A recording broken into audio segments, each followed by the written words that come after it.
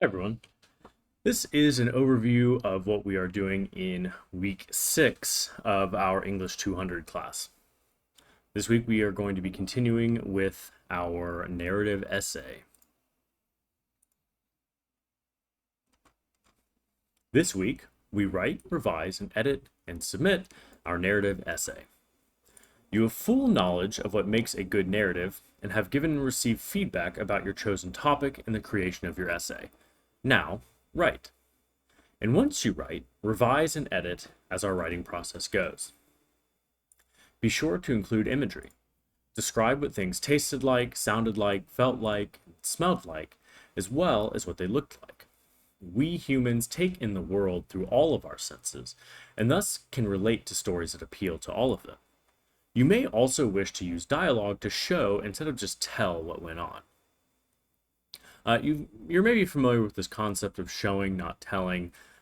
Typically in good writing, especially more descriptive, more creative writing, you don't want to just come right out and state what your point is, but instead you want to use descriptive language, you want to create scenarios, you want to paint a picture for your reader that helps illustrate the point that you are making, rather than just hoping the reader kind of takes you at face value. You may want to submit your draft to a classmate, tutor, or instructor for feedback or help with editing. If you would like instructor feedback, 2 full business days must be allowed for turnaround. In this case, it must be received by the end of the day, Wednesday, in order to have feedback available to you in time to make changes for your final draft. So the final draft of the narrative essay is due Sunday of week 6, meaning that if you would like me to read over your paper and give you feedback on it, I need to get that paper by Wednesday of week 6. Your essay must be in APA style and format. You can use our template or set the document up yourself. Through our PowerPoint this week, you will learn the basics of setting up your paper so it meets APA requirements. If you need help with it, you may wish to review the end of chapter 14 in our textbook. There's a formatting guide and a sample paper there. Our objectives for this week: create a narrative essay, demonstrate knowledge of APA paper formatting, and identify correct subject-verb agreement. Here are the readings and resources for this week. We have a video that provides an overview of the narrative essay. We also have a video of how to format your paper in APA style. Here is the instruction sheet for the narrative essay, the rubric that I'm going to use to grade it, and a sample narrative essay, as well as a template that you can use to help make sure that your paper is formatted correctly. Then we have a few other resources here: a plot diagram, which we did some work with in week 5, an APA paper template, APA style guide, and a video on academic essay format. These things are all things that we covered last week, but if you didn't look at them, or if the concept has already kind of eluded you, or slipped out of your brain, go ahead and take another look at those. I think it will be helpful information for you. Let me go ahead and just go over the narrative essay requirements real quick. I believe I've already done this in a previous video, but just as a helpful recap, you have a couple of options here. You can write a story in essay form about a moment in time that impacted you greatly or changed you, especially in terms of choosing the healthcare field. Or you can write about any moment from your life that impacted you greatly. So you do not have to write about healthcare. You do not have to write about your career. You just want to focus on an impactful moment from your life. Now, you are going to be telling a story, so it should have a clear beginning, middle, and end. We took a look at the plot diagram. You have the exposition, the rising action, climax, falling action, conclusion/resolution. You will be using descriptive details, but your paper does still need to read like an academic essay. So you are going to have a thesis statement. That thesis statement should be at the end of your introduction. It should identify your main point.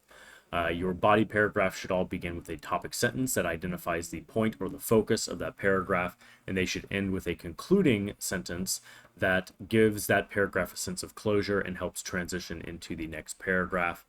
Finally, you're going to have a conclusion that ties everything up and makes the essay feel complete. Your paper needs to be at least 750 words. And I want to emphasize for you that it's best to focus on a specific moment in time. Not only do the assignment instructions ask you to do that, but in my experience grading this paper, the people who focus on, a specific interaction, a specific action that someone took, a single day, from your life, those papers tend to do better than the ones that try to cover, weeks, months of time. So as best as you can, you're not telling your whole life story. I know that can be very tempting. It can be tempting to walk the reader through, an entire week. But as much as you can, you want, 750 words is not a very long essay. And we want to focus on depth in this paper as opposed to breadth. You don't need to cover every single, event in, what led you to want to be a nurse or work in healthcare. Instead, we want to really zoom in on a particular moment. What was it like to be there in that moment? What were you thinking, feeling? What were other people doing and saying? What could you hear, smell, see, taste, etc.? There's some more instructions here that I recommend that you read through on your own if you haven't already. I do also want to highlight the importance of taking a look at your Turnitin report. We have a guide here on how to use that. I may also hold some sessions where people can meet with me to help read their Turnitin report. But essentially what Turnitin does, instructors use it to check for plagiarism, but that's not actually what the program detects. Instead, it detects matches between your paper and other sources or other students' papers. So just because something comes up as a match doesn't necessarily mean that it's wrong, but there's a good indicator that something needs to change there. Your paper is not required to use any sources, so when you read your Turnitin report, very little of it should match with anything, because this whole paper is just your experiences, your ideas. You're not doing any research. You shouldn't be borrowing from anyone else. If you do use a source, that should be cited in APA style. But again, you are not required to use a source, and in fact, using sources may even cost you some points. We don't want this to be a research paper. If you want some help reading your Turnitin report, you want some more info on plagiarism, I'd be happy to help you out with that. We really want to make sure that you do not plagiarize any of your papers in this class, because there can be some pretty dire consequences for that. We're moving on now to the assignments for this week. First up, we have a McGraw-Hill Connect module. That, as per usual, is due by 11:55 p.m. on Sunday of this week. Remember that I can accept that up to 2 days late. So Tuesday is the last day that I can accept that. And then here is the assignment sheet for the narrative essay. Now, because I am an instructor, there's not a place for me to submit my paper.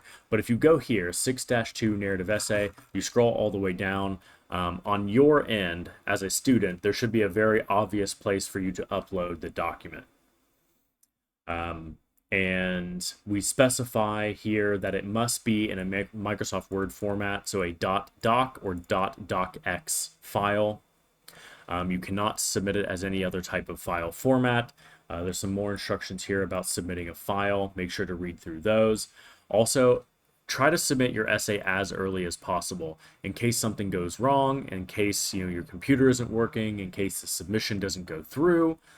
In case you read your Turnitin report and realize, oh, your paper has a bunch of matches to other things, you want to make sure to give yourself some time to fix those issues. If you're contacting me Sunday evening at like 5, 6, 7 o'clock, there's a very good chance that I will not be monitoring my emails at that point. So I would recommend trying to submit your paper Friday or Saturday before it is due. So try not to wait till Sunday to get that in. Try to give yourself a day or two ahead of time to deal with any issues that might pop up. We also have an optional discussion forum. As the title suggests, this is optional. You are not required to do this. This is not for a grade. You also will not receive any bonus points for doing it.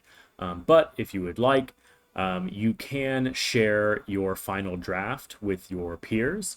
If you just want to, you feel like sharing your work, you feel like, bouncing some ideas off of each other, but you are not required to do that.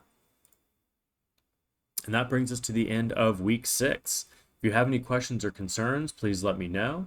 I'd be happy to work with you on any aspect of your writing. Just let me know and we can set up a time to do a Zoom meeting or a phone call. Also, feel free to email me any questions that you might have.